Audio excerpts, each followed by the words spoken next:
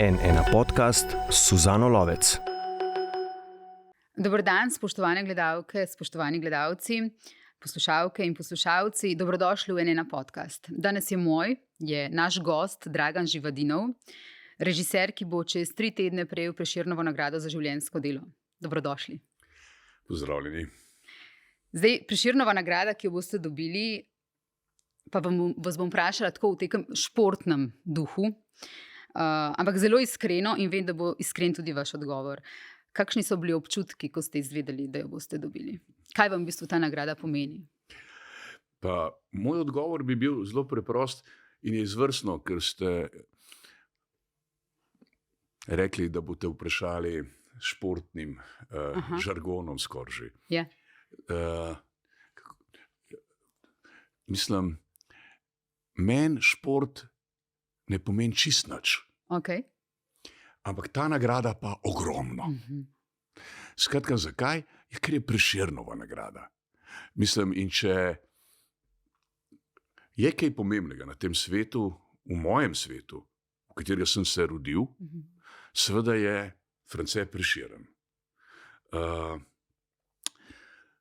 Njegova ikona, vi veste, da je on se rodil v času, ko je fotografija že bila na svetu in ni tako rekoč nobene njegove fotografije. Ni nobene njegove fotografije, ampak jaz sem enkrat zdavnej našel fotografijo njegove sestre. Menim po spominu, da je to bila Ana in po njenem portretu so naredili te naše druge portrete, ki jih zdaj poznamo kot Franceta Prešerna. In če se zdaj vrnem nazaj, menim, da je zdaj pa nagrada beseda pomembna, prišla v pravem trenutku. Zakaj? Da bom lahko naslednjih 20 let v miru preživel do leta 2045, ko bom zaključil moj projekt. K temu prideva še na koncu tega pogovora, k letu 45. Midva sva povsem slučajno oba otroštvo preživela v Ilirski Bistrici. Ja. Bistričani so veliki lokalpatrioti, ampak tako z navdušenjem, kot vi govorite v Ilirski Bistrici, nisem jaz še nikoli slišala govoriti nikogar. Vi velikokrat govorite o otroštvu, v ranem otroštvu v Ilirski Bistrici z izjemnim navdušenjem. Človeka prime, da bi šel v Bistrico takoj. Pa me zanima, zakaj vas je Ilirska Bistrica tako zaznamovala? Ja, v bistvu že spet ste zelo točno vprašali. Namreč, ampak tukaj pa, če ste hoteli kratek odgovor, ne, kar razgovorite se. Preprosto ne morete dobiti od mene. O Ilirski Bistrici ni kratkega odgovora, ampak, kako bi rekel, dejansko, v nekem trenutku sva soprogo delala predstavo v Pragi, na Žižkovem, in seveda naš producent in gostitelj istočasno je bil seveda, če smo bili na Češkem, Pavel Smetana. In Pavel Smetana seveda v enem trenutku, midva sva se pravzaprav v Franciji srečala v Aix-en-Provence, ker sem jaz pač predaval, on je pravzaprav tudi takrat predaval in seveda sva imela velikrat pogovore o teh naših svetovih, slovanskih svetovih. In v bistvu v enem trenutku v Pragi on mene vpraša, kater kraj, mesto na tem svetu ti je najlepši? In jaz rečem, Ilirska Bistrica. Ok, Ilirska Bistrica, dobro, Ilirska Bistrica. In seveda, mnogo let kasneje, mogoče ne glih preveč let, ampak mnogo let kasneje, telefon mobilni. Hej, hello, Dragan, tu Pavel Smetana. Skratka, da bom zdaj šel v češčino, ker jo ne znam. Do you know where I am? V Ilirski Bistrici. Ja, res. Yes. I am in middle in Ilirska Bistrica. Oh, Dragan, how is ugly this town? Ne. Ja, ne. Sem rekel, ne. Sem rekel, this is impossible. Se pravi, da ne bom se sam sebe zdaj prevajal. Skratka, sem rekel, stop. You are stay, se pravi, zdaj ti stojiš zdaj v tem trenutku dejansko pred eno grozljivo hišo, ki je čist razbita in čist razsuta, v bistvu je pa tako rekoč na ulici. Yes, it's true. I park here. Was before, se pravi, prej bila tabla Ilirska Bistrica, sem rekel, ti nisi v Ilirski Bistrici, ti si v Trnovem. In tam je en hotel, jaz ne vem, kaj je tem ljudem. Kako oni, kako bi rekel, to si... Ok, saj je vse jasno. Ilirska Bistrica, oni ne ta hotel uredijo, mogoče so ga že uredili, nimam pojma. Ampak na zadnje, ko sem bil, še ni bil urejen. A pa ste ga poslali na Hrib svobode? Na Kako spomenik? da ne? Ja. Potem je seveda on popravil svoje mnenje. Ampak v vsakem primeru, kako si je zapolnil Pavel Smetana to? Okay, na tej točki bom rekel, Ilirska Bistrica je neskončno lepa, mislim, ljudje, in Hrib svobode, mislim, to je ultimativna umetnina. Ne? Kako rekel, to je recimo skulpturo, tako brutistično je naredil Janez Lenasi. Ampak kaj je tukaj pri spomeniku, se pravi, Hrib svobode, je pomembna tudi arhitektka. V bistvu je ona, menim, po spominu, zdaj, ko sem tako na letu, Živa Baraga. In ona je kaj naredila? To je kljub vsemu kostnica. Ja, se pravi, usporedno bi rekel s to skulpturo od Lenasija in od Žive Baraga, ki jo je umestila, ne samo postavila. Ona je na nek način od, kako bi rekel, umetnika Lenasija zahtevala, da je skulptura tako postavljena, da lahko smo mi otroci, se pravi, bomo rekli kratkohlačniki, ne, dobesedno. Plezali v njo. In to, ko si ti šel v njo, to tebi se je zdelo, kako rekel to jaz ne morem opisati, kakšni čudeži. Sploh je na vrh hriba, sončni zahod proti Brkinom, za Brkini morje, to vse veš, in to, kako rekel, in ona je pravzaprav ustrajala, ne da bi zdaj morala biti dvignjena, ja, nek otrok bo padel, si bo kaj naredil, ne. Podobna skulptura je tukaj v Ljubljani, blizu TV1, to je ribica, klele. Temu rečemo v bistvu, oni niso tako rekli, ampak jaz sem pol kasneje to imenoval naseljena skulptura. Se pravi, da greš noter stanovati. Joj, ne sme več iti v to smer. V redu. Skratka, to otroštvo v Ilirski Bistrici vam je pustilo pečat? Popolnoma. Ja. Če preletiva, bom jaz preletela vaše življenjsko delo zelo na hitro. Vidimo tukaj, kot so napisali na RTV-ju, 40-letja ustvarjanja unikatnega gledališkega univerzuma. Tukaj je vse, od tega, da ste bili soustanovitelj gibanja Neue Slowenische Kunst, do plakatne afere in vojaški zapor ob tej aferi. Vi ste bili v zaporu. Tukaj ste bili nosilni steber retro-avantgardističnega gibanja.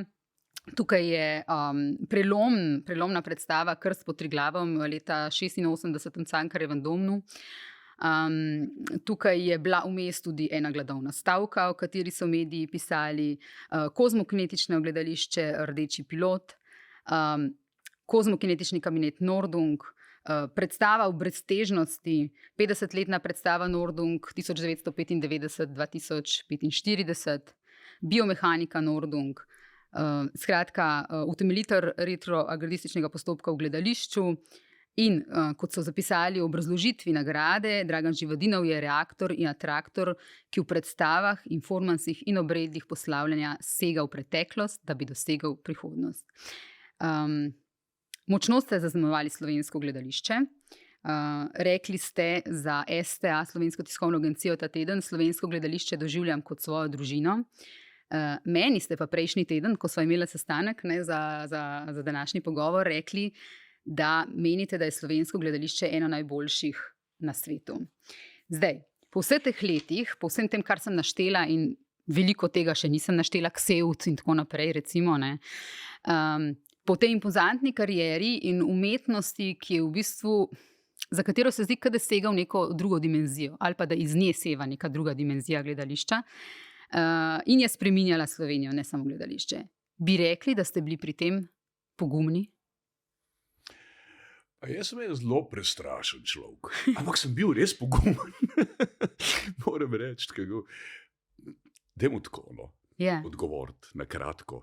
Zdaj, ko ste to brali, to obrazložitev sem jo prvič tako na ta način poslušal, sej kako rekel, zagotovo je ena najpomembnejših stvari, najpomembnejših momentov ta, da ni omenjena Dunja Zupančič. Sam to bi rekel. Pridem jaz k temu.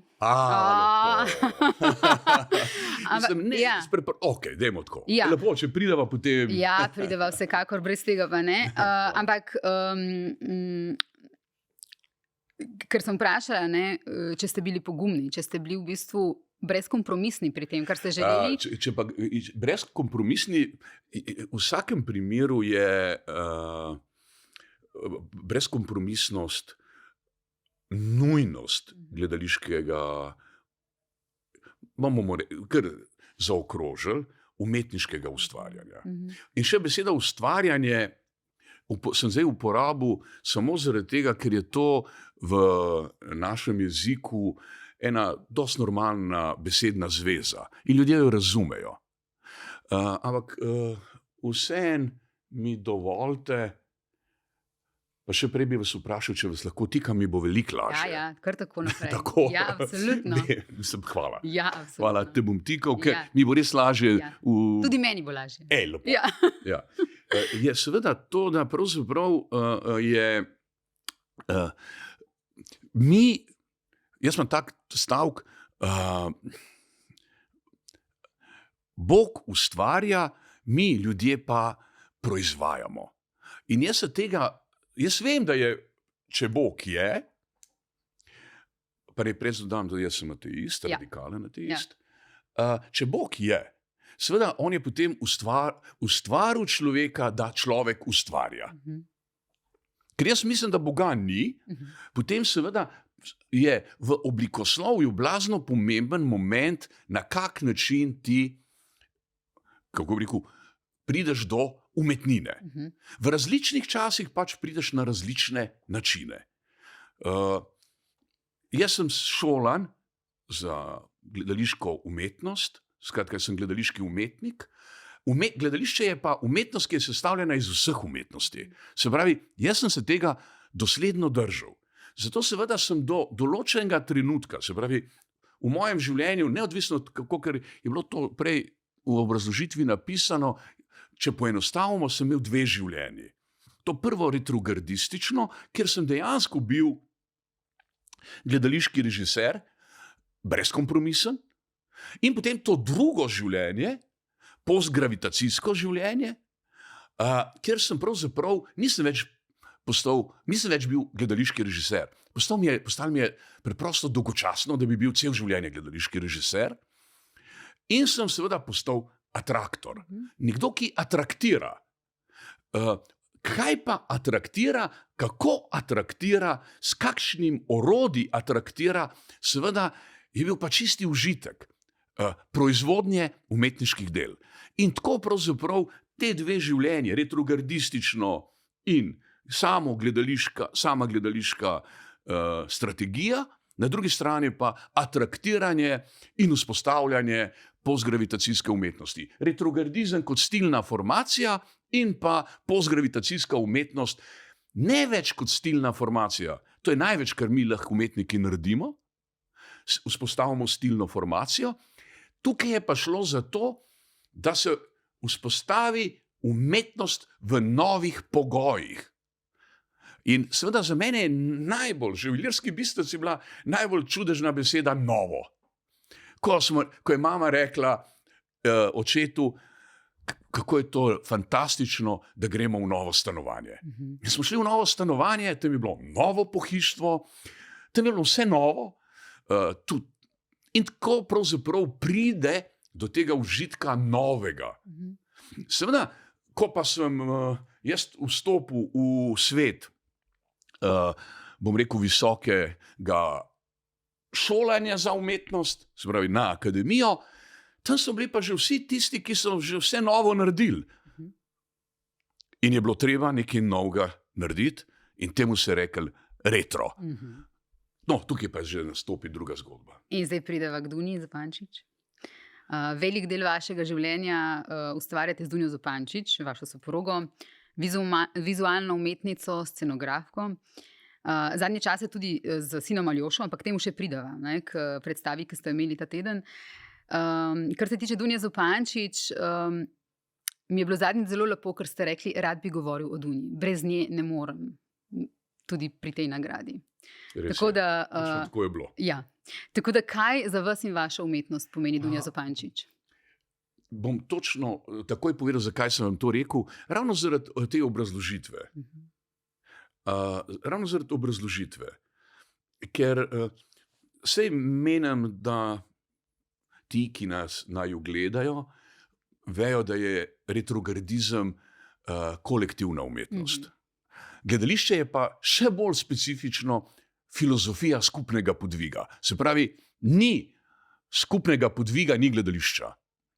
Se pravi, vsako dejanje v gledališču, kjerkoli, v najbolj obrobnem gledališču, ne vem, kjer ne rečem, da ne bom dobre, ali pa v najbolj sredinskem gledališču, vedno je to skupni podvig.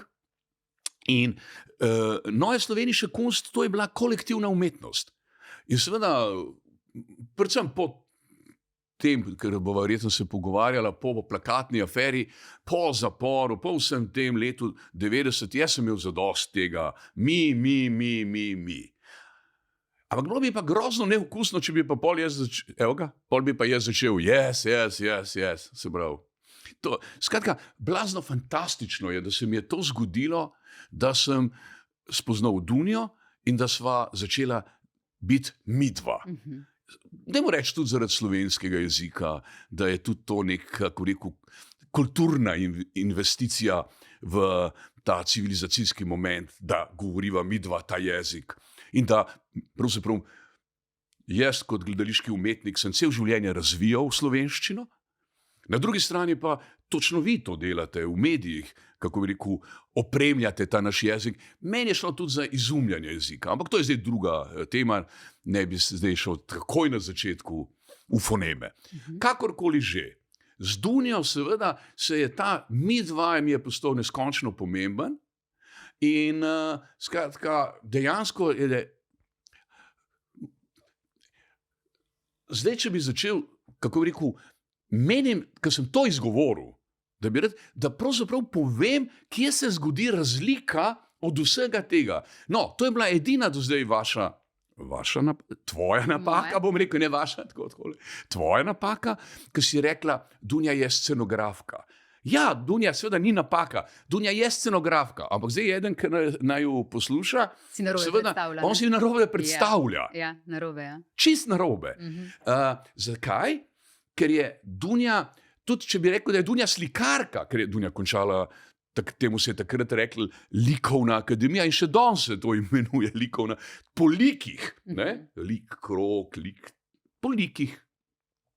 Je seveda, Dunja je predvsem vizualna umetnica. In to je bilo tisti ideal, ker jaz sem pa gledališki umetnik. Neodvisno od atraktiranja. Se pravi, gledališče, in to sem hvaležen slovenskemu jeziku, da mi tej dejavnosti rečemo gledališče. To je nekaj za gledati. Seveda, ko sem pa jaz odraščal, ko sem bil v Ilirski Bistrici, v Ilirsko Bistrico so prihajale resne predstave iz Primorskega dramskega gledališča.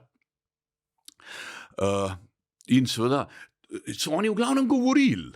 Oni so govorili. To je govorišče. Ne? Se pravi, tako da je ta brezkompromisnost moja bila že na začetku. Jaz hočem delati gledališče. To, kar se gleda. Ampak se da tudi besede gledati. Se pravi, to Hrvatje, na primer, oni rečejo kazalište. Se pravi, ko ti nekaj kažeš, nekaj poveš. Ampak ne samo to, ko tudi kažeš besede, ampak lahko pa tudi nekaj pokažeš, da lahko gledaš. Dobro, ne bom zdaj šel po vseh jezikih sveta, ampak dajmo reči, da Srbi pozorište rečejo, pozor, glej me. Ne, nisem odgovoril Dunji. Dunja. Ja, Dunja.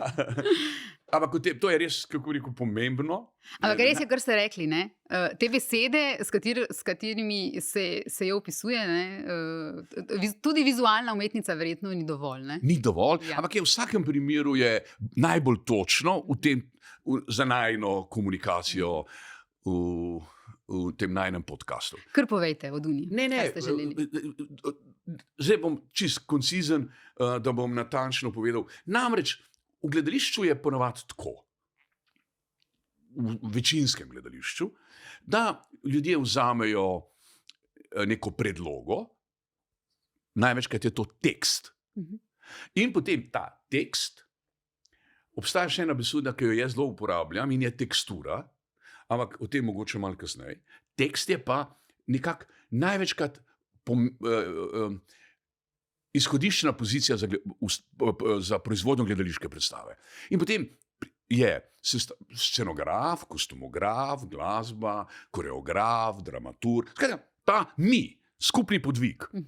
In ponavadi potem, recimo, da se temu tekstu reče Faust, ali da reče boljš Hamlet, zato ker bojo to najni poslušalci, čeprav v podcastu se tudi gleda, ja.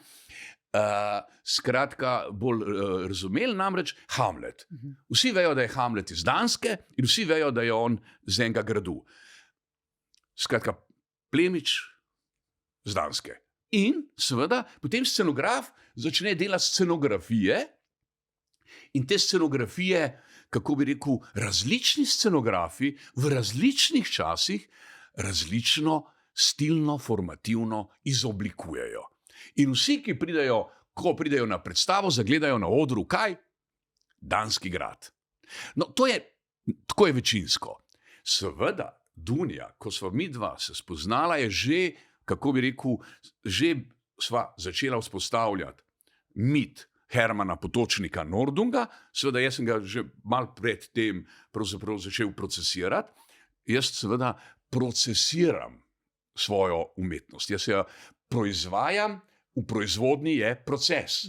Se pravi, ne ustvarjam. Se pravi, zdaj bo v mene bum, jaz pa bum. Skratka, pač jaz imam ta pogled na umetnost. No? Ta. In seveda, tukaj pa je Dunja ugotovila, da je popolnoma, kako bi rekel, nesmiselno v tem najnem odnosu, da bi zdaj jaz njej dal dramo, ona bi pa zdaj scenografijo naredila. Ne. Je rekla, ti nenehno govoriš, da ne jemlješ dramskih tekstov, ampak jemlješ ideje konceptualne umetnosti, ker konceptualizem je bil ravno ko se jaz rodim v Ilirski Bistrici, takrat bo glih nastopil konceptualizem in konceptualna umetnost.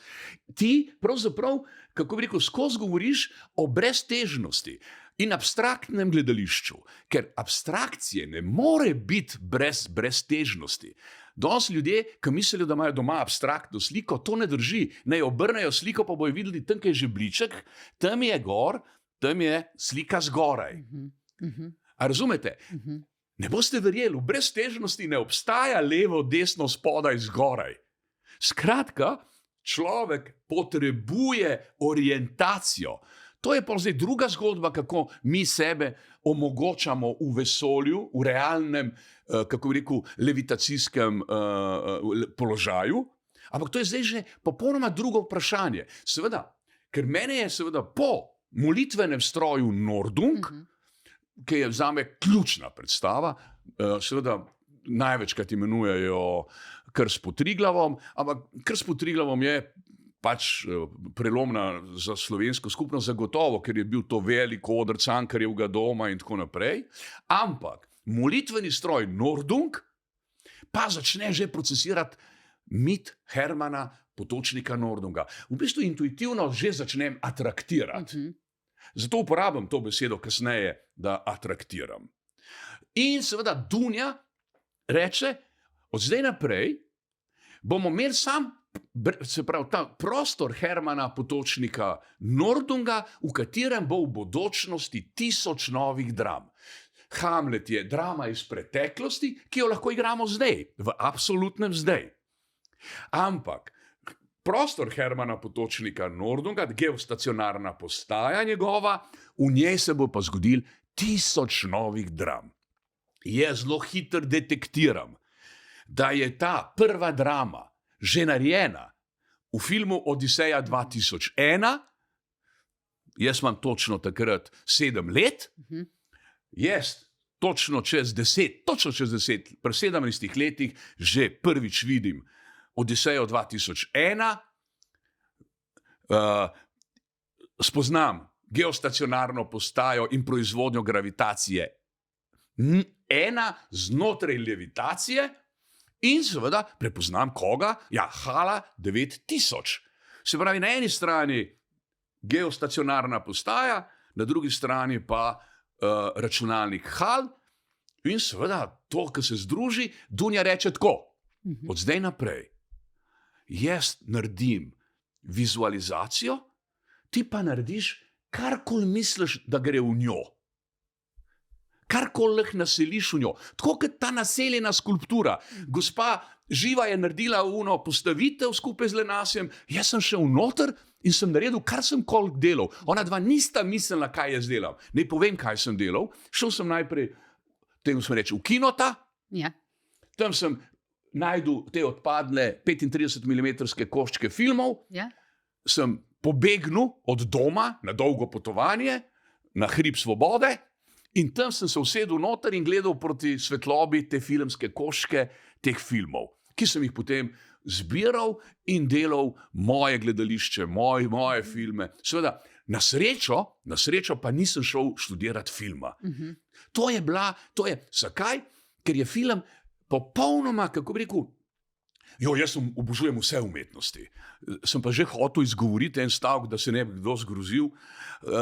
Gledališče je najpomembnejša umetnost vseh umetnosti. Seveda, ni 100 podcastov, da bi jaz to lahko razložil nobeni javnosti. To lahko razložim, po mojem, 30 ljudem na tem svetu in oni me bojo razumeli.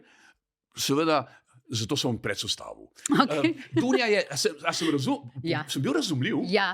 Dunja naredi vizualizacijo, postgravitacijsko vizualizacijo iz logike abstrakcije gravitacije nič, ona jo postavi, jaz pridem in rečem, joj, kako je to lepo. In jo lahko naselite. Ne bom uporabil to besede, ampak mislim, da me razume. To je največ, kar je na tem svetu. Okay. Ja. Bom v nemščini povedal, kaj mi bo laže. Die Liebe ist der große Kraft, die alles schafft. Okay. Ob tej priložnosti lepo pozdravljava izjemno umetnico Dunjo Zupančič. Lepo. To je pa res lepo. Ja. Rada bi govorila tudi o tem z vami, kaj vas, da tako rečem, v navednicah poganja.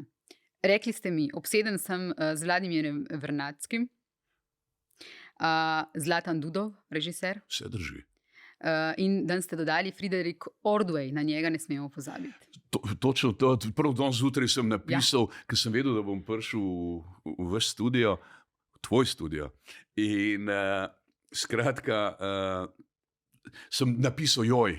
Ja, pravilno. Friedrich Ordway III. Pa mogoče bil Friedrich Ordway III.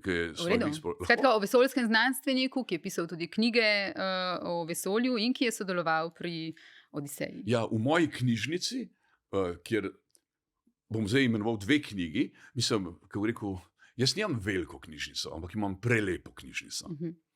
In 2 knjigi sta zdaj bila zelo pomembni. Ena je iz leta 2015 in je ta, kako rekel, zmagoslavje, bom rekel, zdaj skozi popravljal namenoma Dunje Zupančič in mene. Čeprav je tukaj še Miha Turšič, ne smem to pozabiti. Pa potem je še cel niz, vsaj imena bom, ampak ne mi bo upravičeno danes, da Dunjo imenujem. Za vse tiste, ki bi jih moral imenovati. Recimo, Vadim Fiškin. On mi je zdavnej podaril knjigo eno. Pustimo zdaj to. Te 2 knjigi. Ena je v bistvu zelo taka, kako bi rekel, generična založba. Mislim, da je Taschen. In, Taschen, definitivno Taschen, ni Fajden. Taschen je. Izdali so knjigo o Odiseji 2001, o snemanju. Do leta 2015 še ljudje, s katerimi sem jaz govoril, teoretiki filma, jih prepričval, da je Stanley Kubrick vzel od Nordunga satelit v film Odiseja 2001, so to vedno so oni, ko so pa napisali tekst, pa nikoli tega niso noter dali. Pač, kako rekel, vse dobro, znanstveniki pač morajo imeti distanco, ne? Kako rekel, znanstveno distanco. Jaz sem pač navdušen, treba je preveriti, če je res.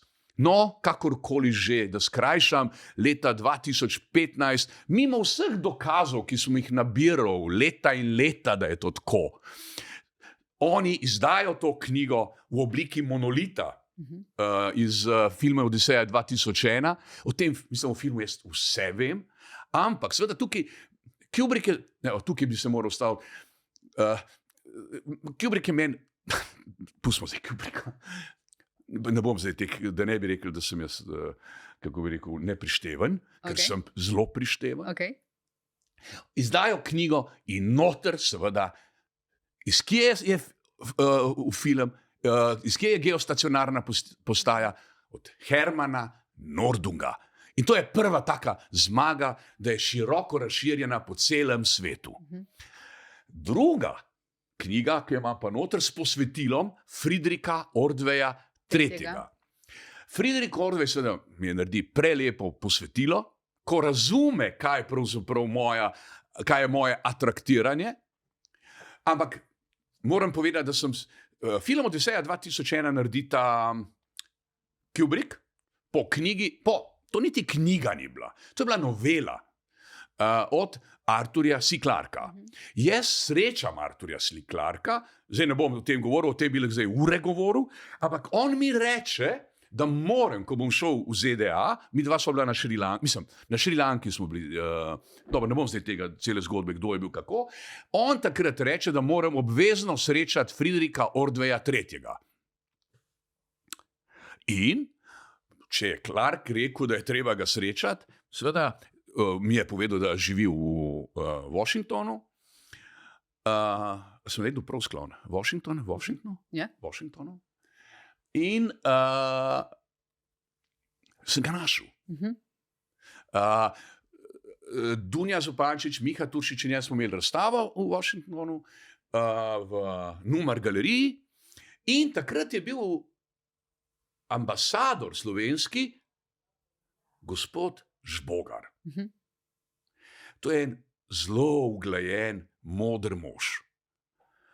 In on, seveda, ki je potem rekel, če bom še poleg tega, če bomo še kaj, poleg Hermana Potočnika Nordunga, naredili smo tudi simpozij o Hermanu Potočniku Nordungu, skupaj tudi s Smithsonian muzejem.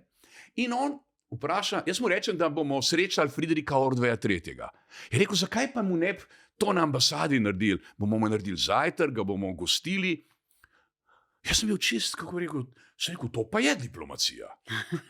Da nekoga gostiš in mim grede še opraviš druge naloge. In seveda, ko se je zgodil? Ne, on je stanoval vis-a-vis slovenske ambasade v Washingtonu. In seveda, kdo je Friedrich Ordway III? Če gledate film Odiseja 2001, poglejte ga, to je zagotovo najboljši modernistični film vseh časov. In vseh časov, je seveda on v kredicih, ne vem, kako ti rečeš kredici, od javnih špici, je Friedrich Ordway III tisti, ki je skrbel za to, da je vesoljska tehnologija bila točna, legitimna, prepričljiva, z logiko razvijanja v bodočnosti. Skratka, on je bil za kompletno tehnologijo zadolžen v filmu. On je bil eden od ustanoviteljev NASA. In tudi srečal je Arthurja C. Clarka prvič v življenju na ustanovitvi NASA. Ne, skupaj sta sedela. In potem Tudi mi smo delali, imeli smo tudi v New Yorku predstavo in v IBM-u in razstavo. Dunja je imela in Miha ogromno razstavo smo imeli na festivalu Proforma, to je festival performativne umetnosti. Ok, tukaj se moram vstaviti, da sam povem, gledališče ima svojo logiko. Temu rečemo transformativno gledališče. Ko nekdo, recimo Borut Veselko, postane Hamlet. Ne? Ko, se pravi, to so gledališke, on se transformira v Hamleta. Imamo pa potem performance, to je pa performativna struktura v scenskem prostoru, ko je recimo Marko Brecelj na odru, Marko Brecelj, ne pa Hamlet. Se pravi, personal form. In imamo informace. Dobro, to je naša oblika, ampak to je povezano z novimi tehnologijami, ne bi zdaj o tem. Sam zaradi tega, da sem kakor toliko koeksistenten. Skratka, in v tistem trenutku na tem zajtrku, seveda on pove, kako je prišel do geneze, da je Potočnikov satelit v film prišel, da ga je dal Arthurju C. Clarku. Mislim, da je, seveda njemu, on je sam skice mu pokazal in on se je totalno v celoti strinjal in Kubrick tudi in seveda je tako vstopil v film. S tem, da mimo grede, jaz sem knjigo Hermana Potočnika Nordunga, ki smo jo naredili na Dunaju, pri Turja und Kant založbi, Verlag Turja und Kant, odnesel Arthurju Clarku na Šrilanko. Tako da je bil blazno vesel, ko je imel prvič knjigo v roki. Ok, zdaj smo pa na snemanju, oni naredijo scenografijo, ja, tukaj lahko rečemo scenografija še vedno, in seveda uvedejo v film. In Friedrich Ordway III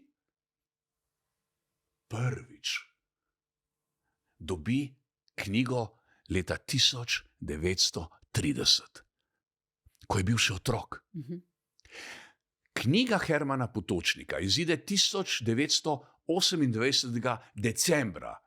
Verlag Schmidt, se pravi založba Schmidt v Berlinu. Čez pol leta je prevedena v Ameriki, popolnoma eni nenavadni založbi, ki je danes neskončno pomembna, imenuje se Wonder Stories.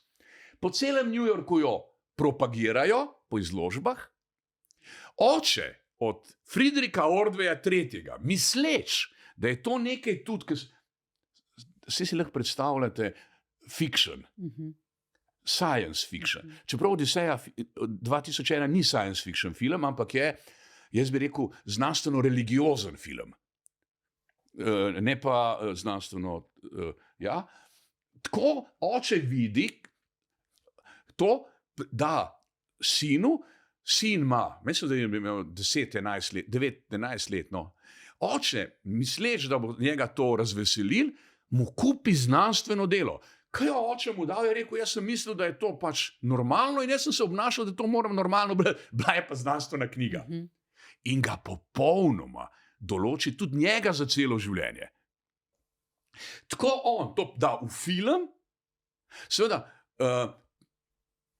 naslednji moment, recimo, ne bom zdaj širil zgodbe, se opravičujem, ampak obstaja en odličen moment v New Yorku, v bistvu v Chelsea hotelu, to je znamenit Chelsea hotel, vsi vemo, Andy Warhol, Bob Dylan, vsi živijo, Patti Smith, vsi živijo, Beatlesi želijo tam, Lennon hoče tam živeti, ampak pol živi malo naprej. Skratka, vsi hoče biti v Chelsea in seveda, kdo pa v Chelsea živi tudi? Arthur Clarke. In piše film za scenarij Odiseja 2001. Gre po stopnicah, danes, če se v New Yorku boste videli na tabli, tukaj v tej hiši, v tem hotelu je bila napisana Odiseja, se pravi že tako daleč je to. On gre ven in na ulici zagleda človeka, s katerim je bil na ustanovitvi NASA. Friedricha Ordwaya III. Soprogo. Kaj ti delaš tukaj on? Namreč Friedrich Ordway njega vpraša, prav pišem za enega filmskega režiserja scenarij o vesolju. Rekel, malo prej je delal Špartaka, to se v Rimu dogaja, on bi pa zdaj v vesolju in ker ne ve o vesolju veliko, seveda je me poklical, da če mu pomagam, ampak v resnici mu ne morem jaz pomagati, v resnici mu ti lahko največ pomagaš. Je rekel, pa dej, naredimo večerjo danes skupaj. In oni se zvečer dobijo, Clark, pa soproga, pa to, in Kubrick, Kubrick je bil takrat seveda tudi v New Yorku. Zakaj to vem, da je bil? Zaradi tega, ker je on pisal, recimo, je v enem trenutku začel ful trkati po vratih. Nekdo trka pri Clarku na vratih. Odpre vrata, Stanley Kubrick. Reče, Stanley, kaj je narobe? Ker je videl, da je vznemirjen. Je rekel, ni v redu ideja, namreč monolit ni bil monolit. Najprej je bil piramida. Zdaj padam že noter, dokaj gre malo distance. Najprej je bil piramida. In on je rekel, Artur, mi snemamo Cinemaskop. In če imaš ti piramido, ki se rola po vesolju, to zgleda smešen. Ker v noveli je bila piramida, originalno.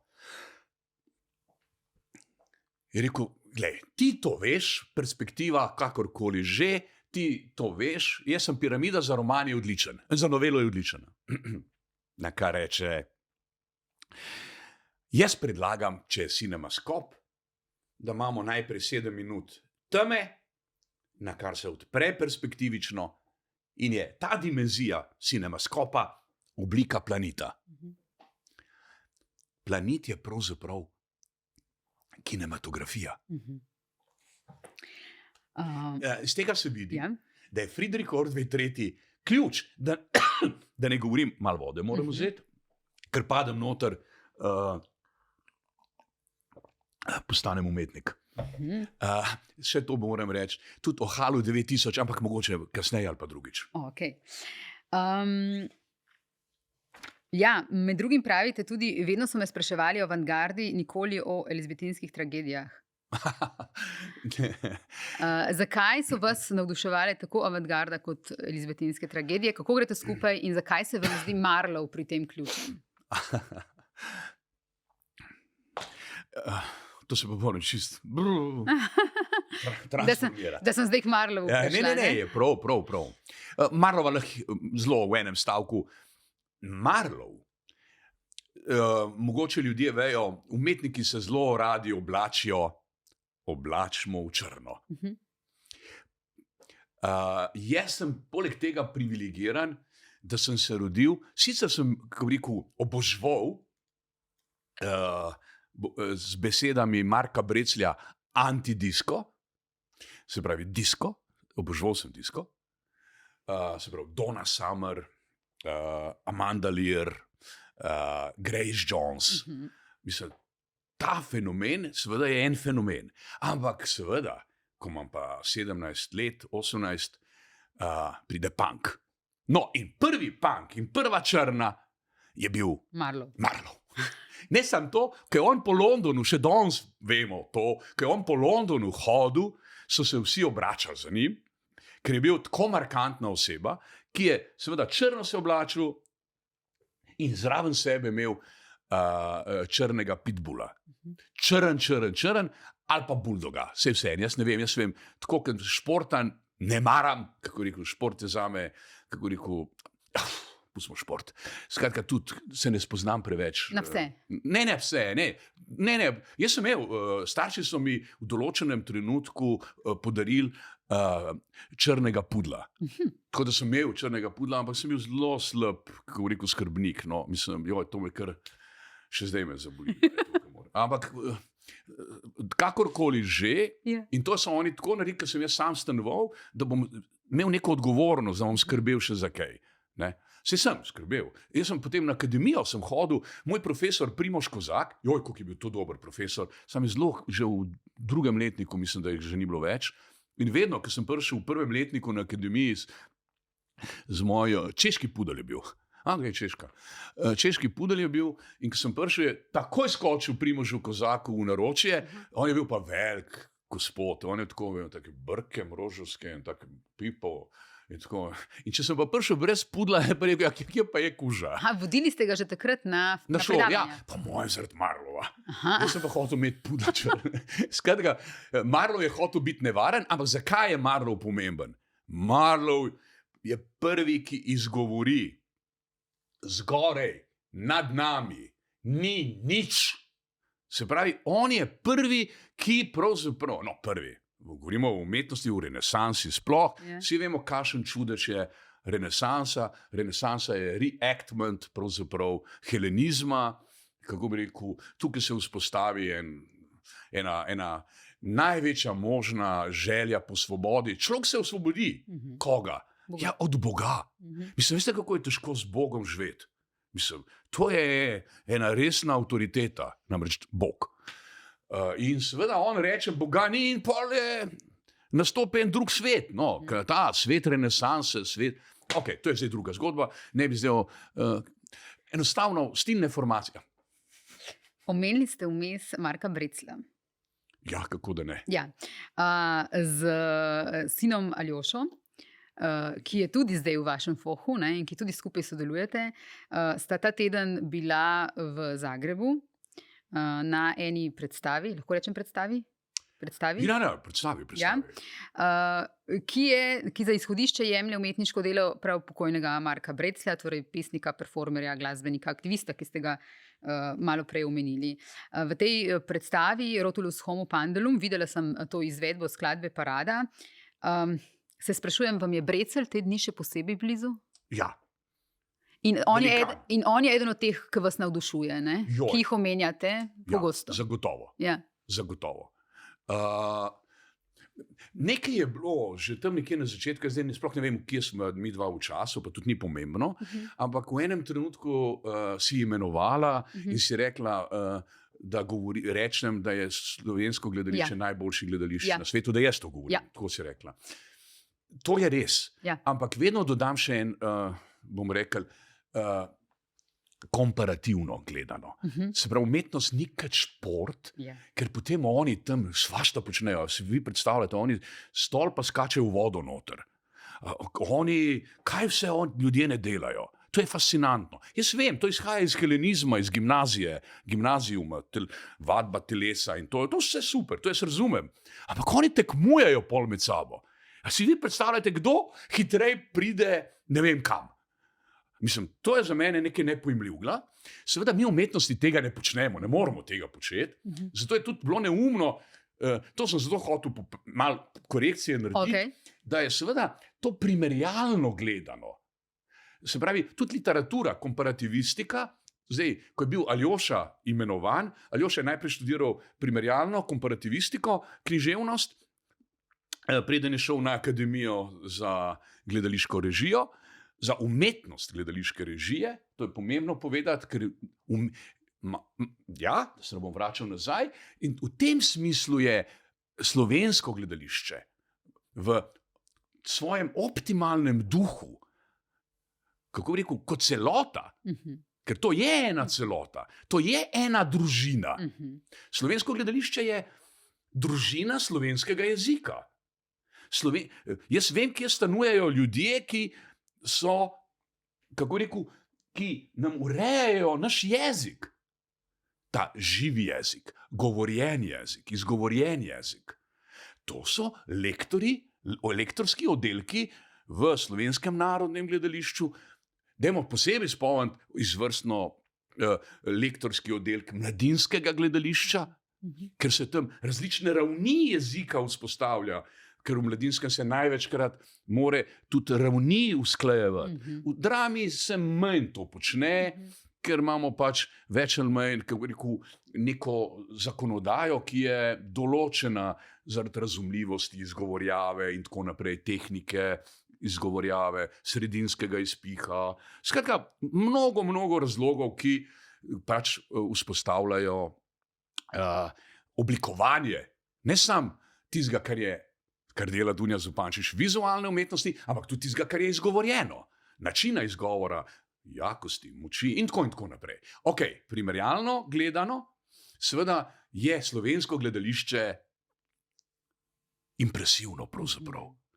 Pravzaprav je to eden od planetarnih čudežev. Pa ne vem, zakaj sem se na šport spravil. No, vse je v redu. Ne. Redno ljudje radi šport, pa se čutijo prizadeti. Ampak ste rekli, da je Ampak veste kaj, športniki, to so vojaki države. Jaz sem po političnem prepričanju anarhist. Levi anarhist in ateist. Jaz sem tako radikalen ateist, da bi že lahko verjel. Skratka, da se sam to in Marko Brecelj.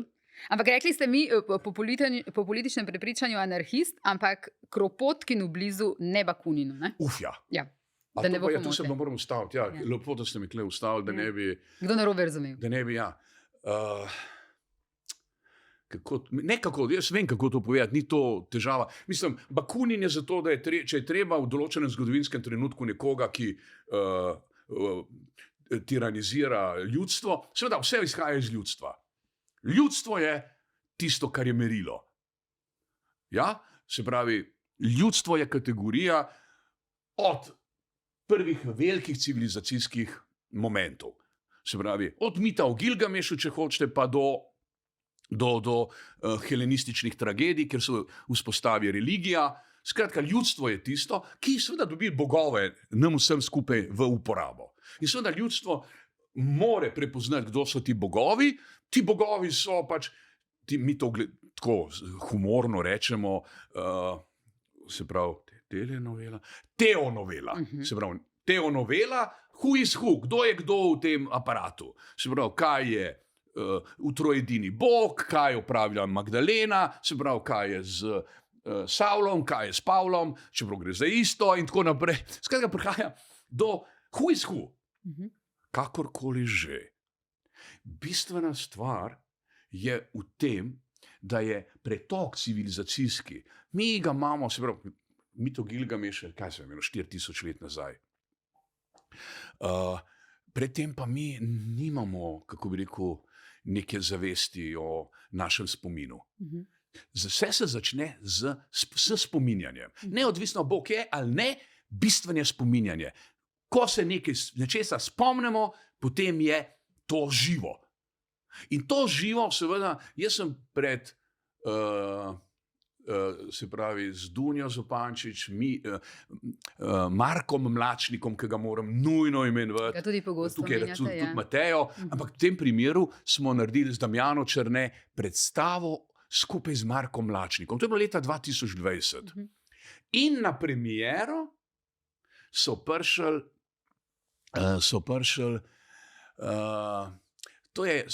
oni so bili v davnih letih, desetletjih nazaj skupina Kugla Glumište. Danes je recimo eden od Klugeljev Glumište, mogoče ga pa najni poslušalci, gledalci poznajo, Zlatko Burič. Njega sem imenoval, on je Kičo. Potem je bil Šiš, pa je bil Intoš. No, Zlatko Burič, Kičo, on je, sem gledal pred kratkim, prejšnji teden film, kjer ima sekvenco skupaj z George Clooneyjem in z Brad Pittom. Sem rekel prav, Brad Pitt, Clooney pa Zlatko igrajo skupaj v isti sekvenci. Ne bom zdaj filmu delal propagando. Zakaj ne? Mislim, da je tako neumen film, da Bog pomaga. Neumni ste, če ga boste gledali. Wolves, Volkovi je naslov. Čeprav parka se človek kar zasmeje. Skratka, no, in oni pridejo na premiero in seveda, jaz sem jih bil zelo vesel, Marko Brecelj, Arijana, soproga od Marka, vsi smo jih bili veseli. In potem pustimo, da ne bi preveč razširil zgodbe. Seveda, ko smo se razhajali, smo rekli, pa mi moramo začeti tradicionalno delati predstave posvečene Marku Breclju. In potem COVID, Marko umre, mislim, Marko ni umrl zaradi COVID-a. Ne, Marko je 2-krat umrl. Se spomnite, ne bom tega obnavljal. Skratka, pa kaj je v medijem? Ne vsem. In kako sem se smejal, ko se je v radio šli, kako je to že bilo. Skratka, in potem seveda smo rekli, da bomo naredili. In po 4 letih je bila premiera pred 15. zdaj, danes smo 17. 14. je bila premiera, v torek. In seveda, to ni bila predstava samo. Ja, to je bila predstava. To je bil spektakel. To je bilo, jaz ne vem, to je moralo biti 2 večera, to je bilo 1000 ljudi. Mislim, tukaj se zdaj vidi, kako je mit pomemben. Zdaj jaz ne govorim, to je njihova produkcija, oni povabijo, ker so seveda Indoš je bil, kako bi rekel, gibalo, da se je to zgodilo, ker seveda, recimo, Šiš je že umrl, tukaj so še pomembne, da ne bi zdaj imenoval. Pri njih je bila tudi Dunja, vidiš, hvala jo ne bi imenoval.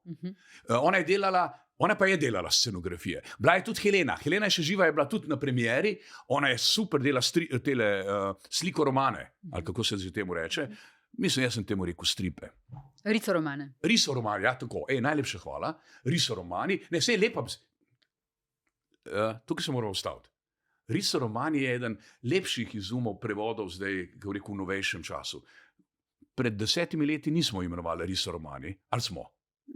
Ne vem, kdaj se je, ampak... Menim, da ne. Ja. Menim, da ne. Ampak kakorkoli že, Helena, skratka, to je ena ogromna gledališka skupina.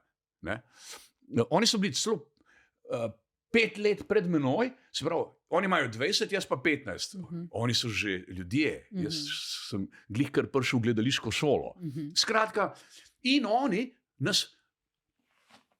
seveda, to je treba tudi povedati, izide knjiga o Indošu v Ljubljani, tukaj pa lahko malo naredim, kako rekel, PR-ja, promotion, za knjigo promotion, knjiga, ki je išla v knjižnici MGL-ja o gledališču, Indoš in jaz skupaj nastopava v tej knjigi.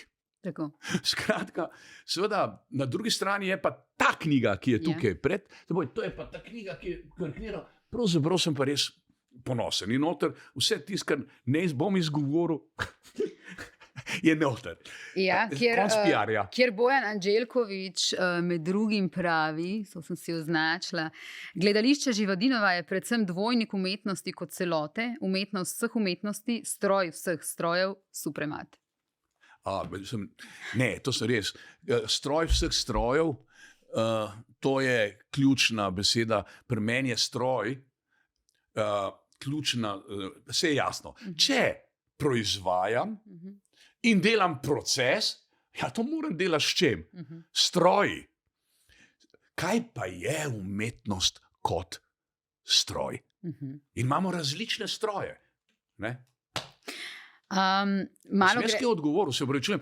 Sam o Breclju nisem, a sem povedal, da je Brecelj, kako je Brecelj fantastičen. Genialc, to je bilo jasno.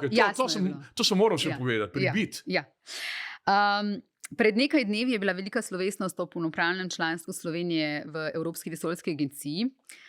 Jedrtjež Furlan, ki je pred leti kot novinarka pokrivala gledališče in umetnost in tudi vaše gledališče, je ob tem dogodku na Facebooku zapisala: z mojega zornega kota gre hvala za to Draganu Živadinovu, Duni Zupančič, Mihi Turšiču in Srečku Fjavžu. Ampak bi šla tukaj malo naprej. Vi ves čas govorite proti komercializaciji in militarizaciji vesolja. Zelo jasno, zelo odločno. In vi ste tisti, ki nasprotno ves čas zagovarjate kulturalizacijo vesolja in kozmifikacijo umetnosti. Velik del svojega življenja ste posvetili temu. To je bistveno, pravzaprav, v mojem življenju. Zdaj se vi, vidim. Ampak kaj čutite, ko vidite, kaj se danes dogaja z vesoljem? Recimo Elon Musk in podobno. Mi dva se pogovarjava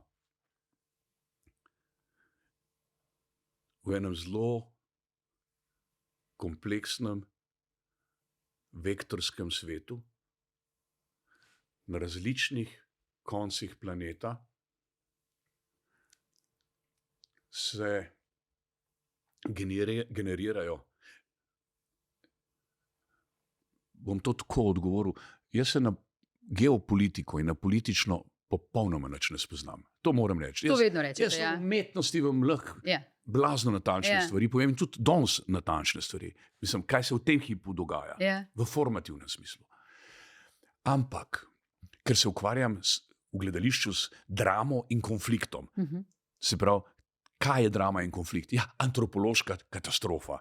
Tam človeštvo v drami. Bodi si v družini, bodi si med bogovi, bodi si med absurdisti, kjerkoli, vedno je to konflikt. Se pravi, jaz sem strokovnjak za konflikte. In tudi meni je užitek proizvajati konflikte. Ampak v umetnosti, ne v resničnosti. Se pravi, nekaj je resničnost, nekaj pa umetnost. In to nesrečno ime preimenovano, seveda, jaz mislim, kako bi rekel, super je, kaj stripa avte dela. Taki avti so bili že ful v stripih narejeni. On je zdaj sam tovarne pošilja. Bil je en drug, podoben genij, kot Marko Brecelj, imel je bil Nikola Tesla. Kako bi rekel, tudi en dadaist, ne? On je rekel, po zraku bojo elektrika potovala. Tam se wireless danes reče. In tako naprej ne bi zdaj narediti avto Tesla, pa vse tovarne so bile že pred njim, mislim. Vse rakete so bile že, mislim. To je, kad zdaj rečeš, ok, izumil sem vlak. Mislim, ja, oblikovalci so pomembni, se pravi, na kak način so industrijski oblikovalci. Mimogrede, Miha Turšič je industrijski oblikovalec. Tam sem ga spoznal, na faksu.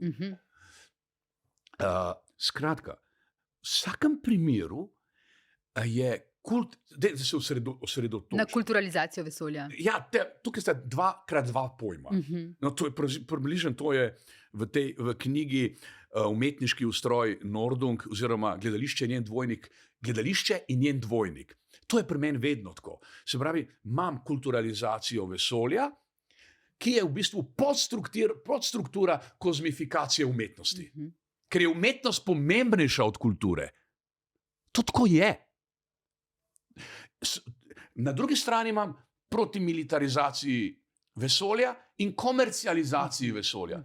Zakaj tako? Zakaj ta dvojček tukaj? Zakaj je ta refleks tukaj noter inštaliran? Zaradi tako imenovanih, ja, kaj pa je drugega? Jaz preden sem šel študirati, ne bi se s tem napihoval, ne mi profesori, če me odkrišen gleda, zdaj pa posluša, ne bi se napihoval, jaz sem študiral zgodovino najprej, ampak samo 2 leti, dokončal sem samo 1 leto, tako da ne bi o tem, ampak sam hotel sem povedati, naučili so me pa zgodovinske metode. Točno vem, kaj je vir, vem, kaj je oralni vir. Mislim, enostavno je, kako bi rekel, v tem trenutku, ko mi zdaj gledamo zgodovinsko zaporedje, kaj se nam dogaja, do takih, kako bi rekel, izborov, ker to je usiljen izbor, tisto ime, ki ste ga prej imenovali, ker ga nečem niti imenovati. Okay. Ja? Ne živi Harry Potter. Ja? Skratka, je in še, naprimer, vojak Švejk ne živi. Okay. Skratka, je kulturalizacija vesolja in kozmifikacija umetnosti, če rečeš komercializacija vesolja, ja, to je militarizacija. Kaj pa je drugega to? Vi veste, da je večina temu, čemu rečemo ekonomija, militarizacija. Zakaj? Ja, ker je uniforma. A si se kdaj sprašvala, kaj je beseda uniforma? Pri nas doma smo se z očetom pogovarjali. Kasneje sem se pogovarjal v kozmonavtskem središču Jurija Gagarina, kaj je uniforma. Vedno, ko pametnega človeka srečam, kaj je uniforma, ne bom te zdaj tebe postavljal v to pozicijo, ker ti mene sprašuješ, pa da se ne ustrašila. Okay. Yeah. Skratka, a je to univerzalna forma ali je to samo ena forma? Ena forma. Ja, sej, tako jo doživljamo. Mogoče je pa univerzalna forma. Mogoče je to tako. Mislim, to je, kada rečeš Bog ali pa ni Boga, ampak siguren je komercializacija vesolja enačaj z militarizacijo vesolja. Pa sej hočemo na zemlji. Ko rečem, da sem ateist, kaj to pomeni? Pa to ne pomeni, da sem antiteist. Upam, da se vsej malo slišal, da, kako bi rekel, računam na koncept Boga. Mal. Zaključujeva zdaj. Letos smo 2025. Leta 2045 naj bi bila zadnja ponovitev predstave Nordung, 95-2045. Vsi vemo, kaj ste načrtovali, da bi se zgodilo, da se bo zgodilo leta 2045. Se bo to zgodilo? Ja, zdaj smo pred tretjo iteracijo, se pravi tretjo ponovitvijo. Tako. Potem je še četrta in peta zadnja. Ja. Se pravi, zdaj smo 2025 je tretja iteracija, četrta bo 2035 in četrta bo 2045. Ja. Smo pred 20. aprila bo v Vitanju. V Vitanju. Tako kot je bila druga iteracija. Tako. Plan je, da, oziroma se že uresničuje, preminule igralke nadomešča melodija, preminule igralce nadomešča ritem. Drži. In leta 45 naj bi tudi v bistvu ukinili svoje telo. Ne? Sem prav rekla? Popolnoma, ja. In to je še vedno plan. Absolutno. To je, kako bi rekel, ultimativno. Ultimativno in seveda,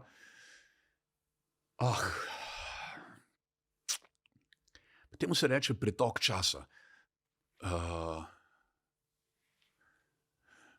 Prej sem hotel reči, ko sem prišel na prvo uro na študij zgodovine, je profesor rekel, če ste mislili, da ste prišli študirati zgodovino, se motite. In ti si na faksu za zgodovino, krasen je bil. Ne bom zdaj tem. Ampak v vsakem primeru, vi ste prišli študirati zgodovino vojn. Vojna, to pa ni šala. Mislim, jaz sem doživel mojo osebno vojno, v kateri sem bil zelo, zelo pogumen, čeprav sem ful jokal, ker sem bil prestrašen v zaporu.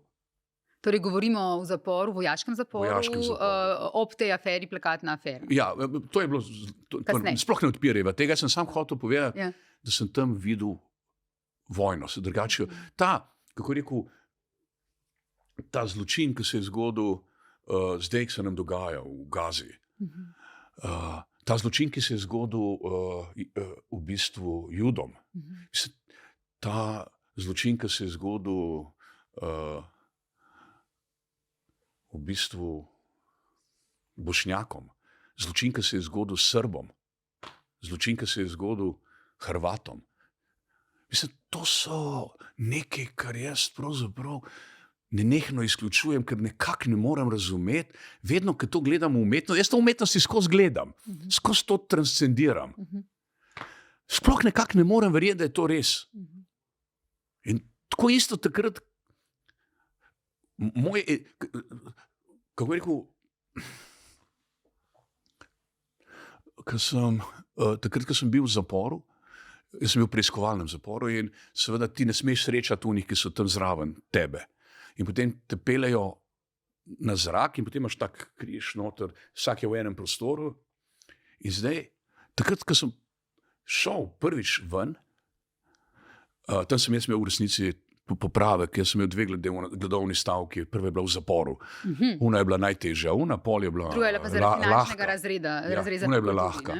Ampak seveda sem imel občutek, da sem dobil nečloveško energijo. Jaz sem seveda, in kaj sem delal? Seveda oni so hodili gor z orožjem in so nas nadzirali spodaj, vojaški zapor. In seveda, ker nisem imel drugega, jaz, ko sem prišel ven, sem bil najprej srečen. To je tako v umetnosti, je tako. Nekaj je noter, nekaj je zunaj. Očitno, ko sem bil v naseljeni skulpturi na hribu Svobode, nisem bil ne zunaj, ne noter. Čeprav sem bil noter, sem bil najbolj zunaj. Ne grejo ljudje v Ilirsko Bistrico noter stati, pa bojo razumeli, kaj hočem reči. Ampak seveda ta moment, da ko sem prišel zdaj ven, to je bila že prva zmaga. Ker jaz sem bil v celici brez dnevne svetlobe. Z dvema morilcema. Druga stvar je tam, ko so bili oni, ko so imeli druge primere. Oni so bili noter, to je tak čisto majhen prostor. To je bilo, to je treba povedati, ja, zdaj bo rekel, on to ne. Mene so seveda iz vojaškega zapora odpeljali v centralni zapor v Beogradu, zaradi tega, ker sem imel gladovno stavko. Zakaj? Ker v vojnem zaporu niso imeli naprav za umetno hranjenje. In so me potem odpeljali v centralni zapor, tam so pa to imeli. Se pravi, oni ti porinejo skozi nos cevi in ti kašo spuščajo direkt v grlo, skozi nos. Mislim, tega jaz nisem doživel, ampak zato so me preselili. Tako da sem jaz pol tam bil v tej situaciji. Zdaj sem, kako bi rekel, pravzaprav tam sem jaz bil brez dnevne svetlobe. Tam v vojaškem zaporu je malo drugače bilo. Tam se obnašajo, kot da so civilizirani. Mislim, zapori. Joj, kaj sem vse tam videl, kaj so delali vse. Skratka, kakorkoli že, ko sem prišel noter na to dvorišče, sem začel plesati. To je bila edina moja točka. Se pravi, če bi zdaj tam sam stal in bil srečen, kako bom srečen, če sem pa v zaporu? To je resničnost. Ne, začel sem plesati. Jaz sem tak rdeč kombinizon, ki sem ga skozi nosil, in sem začel plesati, kako sem. Jaz sem kar naenkrat, seš tisti, ki sam sebe vidiš gor, kaj sem jaz mislil, kako jaz dober plešem. To sem rekel, kako sem plesal. Tako, da bi lahko dematerializiral. Takrat sem razumel romantično stilno formacijo Byrona, Mary Shelley, kako grem lahko skozi materijo. In potem, vedno, ko so me pripeljali ven, sem pol plesal. In kaj se je zgodilo? Zgodilo se je to, ker so tam ti vojaki, pa ta centralni zapor, se pravi drugačke vojaški, zato sem se spomnil, da sem pol tukaj plesal. In tam so imeli tudi pisarne. Se pravi, oni grejo skozi oken, mislim, tako rekoč vrata, potem križu gor. Kaj sem hotel povedati? Da po recimo 14 dneh so že začele ljudje iz pisarn hodili gledati, so rekli, Slovenac pleše. Hodili so, dobil sem publiko. Ni bila samo una ultimativna, utilitarna publika z orožjem, ampak začeli so hoditi tudi civili. Skratka, takrat ko sem jaz videl, verjetno so pred službo šli, razumete, tudi oni, mislim, joj, kakšna sreča, da imamo tega Petrovca tukaj v Sloveniji, da je vse nekdo, ki se ukvarja z zapori in patologijo zaporov. Joj, skratka, kaj je bilo vprašanje? Zelo smo že odtavali, ampak ste prišli na zanimivo temo in dobro povedali, kaj se je dogajalo v zaporu. Za konec... Mogoče... Umetnost je spet zmagala pri meni. Mislim, umetnost mene rešuje, to sem hotel reči. Umetnost vas je rešila. Jaz sem en nepogumen človek, ki ga rešuje umetnost. Ne morem si zamisliti boljšega zaključka tega pogovora. Dragan Živadinov, hvala za vse, kar ste povedali. Hvala, da ste bili naš gost. In čestitke ob nagradi, ki jo boste prejeli. Najlepša hvala. Tudi tebi. Hvala tudi vam, gledalci in gledalke, poslušalci in poslušalke. Naslednji teden smo spet z vami.